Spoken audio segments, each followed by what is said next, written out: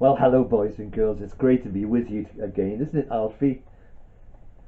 You're really excited at the moment. I know. We're actually into December now, and Alfie's realised that Christmas is getting closer all the time. You like December, don't you? Yeah. What do you like best about December? Advent calendars. Yeah. We opened the first of our Advent calendar yesterday, didn't we? And you had your first chocolate out of the Advent calendar. And we're going to open another one later, aren't we? Aren't we?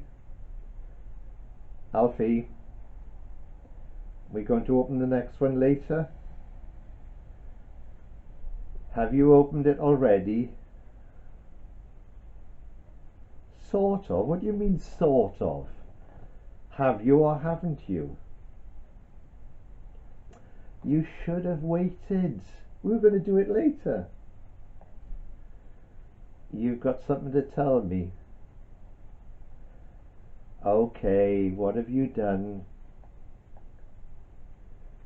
You haven't just opened today's Advent calendar. How many have you opened? All of them? You were supposed to have one a day. What are you going to do for the rest of the month?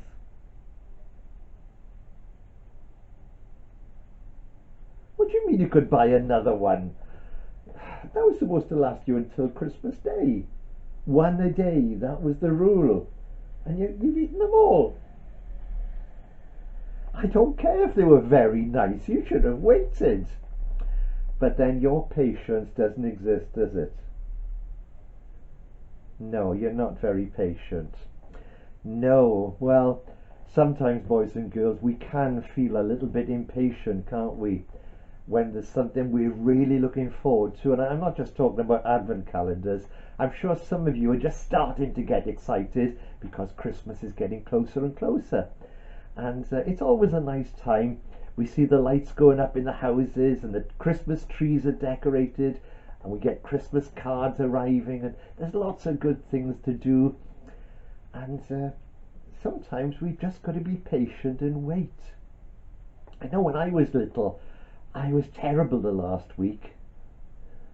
No, I didn't eat all the Advent calendar chocolates. I was just excited about Christmas. But sometimes we do have to wait. And in our story today, we're going to learn about somebody who learned to wait. Now, can you remember last week's story? What happened there? Yeah, it was an old man, and he and his wife were going to have a little baby. And they'd waited all their life. They were willing to wait. And their little boy was born. But we're going to talk about another little baby who was going to be born. And it all started in a town called Nazareth. And in Nazareth, there lived not an old lady like last week, but a very young girl. She was quite young. And she was quite excited too, because something really special was going to happen to her. Do you know what it was? No, it had nothing to do with Advent calendars. No, she was going to get married. Her name was Mary, and she was going to marry a man called Joseph, and she was really excited about it. And I'm sure she was preparing lots of things for the wedding and things about when she'd be living with Joseph. When one day she was in her house and she turned round, and can you remember somebody who appeared to Zacharias last week? The angel. Well done, you were listening well. And can you remember his name? Well done, Alfie, you have been listening. Gabriel. Well, Gabriel came to see Mary as well. And Mary turned round and she was really surprised, just like Zacharias was. And Gabriel said to Mary, God is really pleased with you. And God is going to do something really special for you. You're going to have a little baby and you're going to call his name Jesus. And Mary was really surprised because she said, but I can't have a baby yet because I haven't got married yet. I haven't been with my husband yet. And the angel said, but no, this little baby is going to be given to you by God. Joseph isn't the dad. But this little baby is going to be very, very special. And do you know what Mary said? You haven't got a clue. No. Well, what she said was, whatever you say, I'm willing to do it.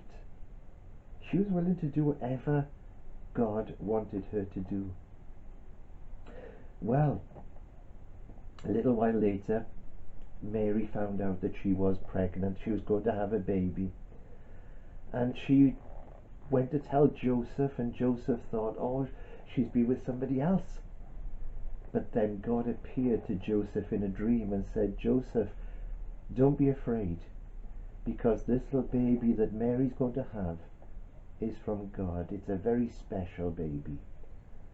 So don't worry about taking her to be your wife. You can still get married, but she's going to have her little boy first.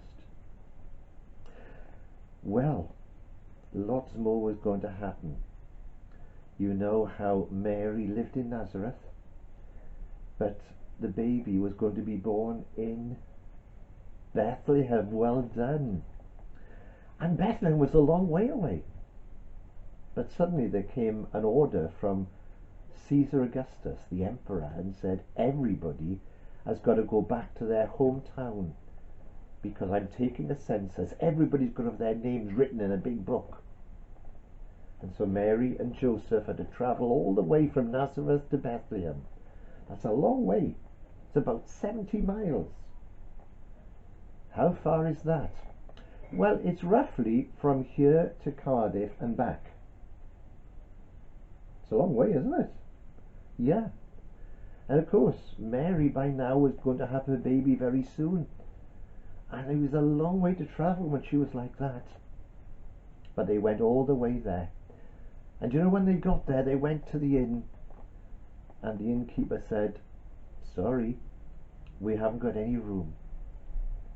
And Mary's little baby boy was born in a stable. She put him in a manger. Do you know what a manger is?